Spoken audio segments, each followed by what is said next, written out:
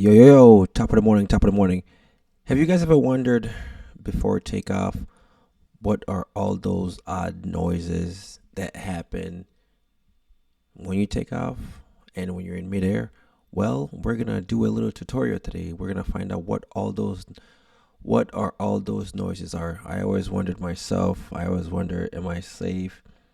Do I have to worry about something? So today we're gonna dive into the video and find out what are all those noises that take off. So let's do this reaction review video.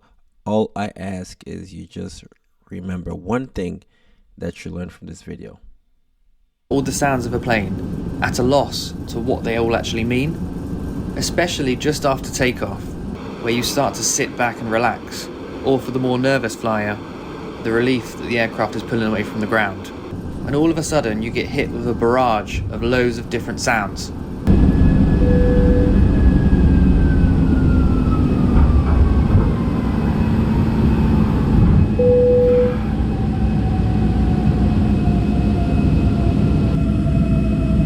In this video, I'll explain what all these sounds mean and why they are happening. Before we start, I just want to thank Jack, Katie and others who have commented asking for this video to be made. If you have any suggestions or questions, just drop it in the comments below and I'll try and get back to you or make a video in the future. Just a quick bit about my background before we start. I'm not a commercial airline pilot, but I am a pilot in the Royal Air Force, the RAF. I've specialised in multi-engine aircraft, so I should be well placed to answer some of these questions below. But if there are any commercial pilots that see this video and want to add anything below, please comment down below. I'd love to see that conversation getting started.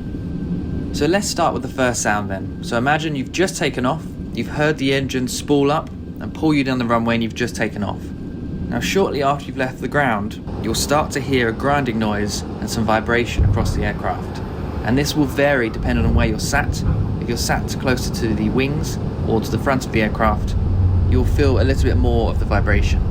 Now this is because the landing gear is being retracted. So the first thing that a pilot will do after takeoff is to get that landing gear up. So what you're hearing is the landing gear doors open, with the landing gear being withdrawn into the aircraft, and then the doors closing and locking behind them. So the reason why you feel this more when you're sat over the wing is because that's where the rear landing gear is located, just at the back end of the wing, and with the nose gear obviously at the front of the aircraft, so you'd hear it a bit more there as well.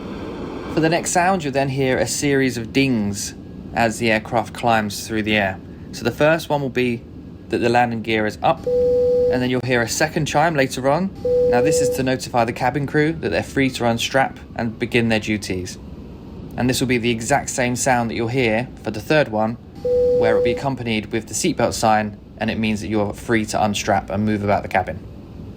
Now the next sound is probably the most concerning of all, and that's when you're in the climb and then all of a sudden you hear the engines start to spool down and sounds like they're starting to stop working.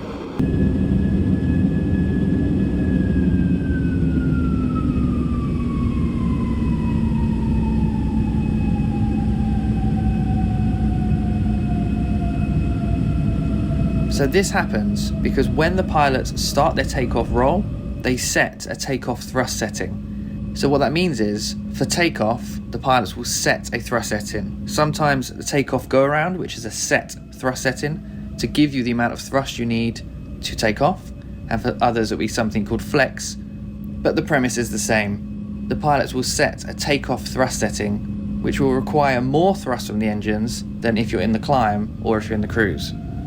So what's happening when you hear the engines sound like they stopped working when you're in that climb is the pilots are moving the thrust levers from that takeoff thrust setting and moving it to a climb thrust setting. So all that's happening is there's less demand on the engines for thrust, so you hear that sound of that reduced thrust demand, and then it will pick up to then match the thrust required to continue that climb. But whilst we're on the topic of engine sounds, if we fast forward towards the approach and landing stage of the flight, you might also notice that when the aircraft's coming in to land, you'll hear a similar sound of the engines sort of sound like they're picking up and slowing down and picking up.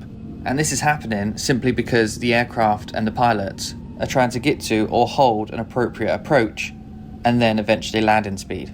And there's several factors that could come into play to make that more profound, but mostly it would be to do with wind gusts and things like that, where it changes the airspeed around the aircraft. So the pilots just need to keep up with it to maintain that speed. And then after the aircraft's come into land, sometimes you'll then hear the engines pick up again and sounds like they get put on quite a large amount of thrust. Now sometimes that can happen because the pilot has decided to go around and then you'll just take off again. But most of the time it will be because the engine reversers have been used. And basically what that means is the thrust that the engines are producing get redirected to come out the front and sides of the engines to slow the aircraft down to aid with braking. So I've just added a couple of other bonus sounds into the end of this video because it was quite short. So just after you've boarded the aircraft and the doors have been closed, sometimes you hear a really loud whining sound coming from underneath the aircraft. And what this sound is the electric pump that pressurizes the hydraulics. So usually they'll be closing the cargo door, which requires a lot of that hydraulic pressure, and they need an electric pump to keep the system pressurized, and that's what that sound is. Another strange sound that you also hear is a barking sound coming from the aircraft. And again, this is usually on startup of the engines and whilst taxiing. And you should only find this sound on Airbus aircraft, so on the A320s and A330s. And again, it's to do with the hydraulics, but it's called the power transfer unit, and its job is to maintain hydraulic pressure in the system. So each engine will pressurize its own system, but sometimes the aircraft will taxi on just one engine, and this can be done just to save fuel, but it means that one side will require assistance with pressurization of hydraulics.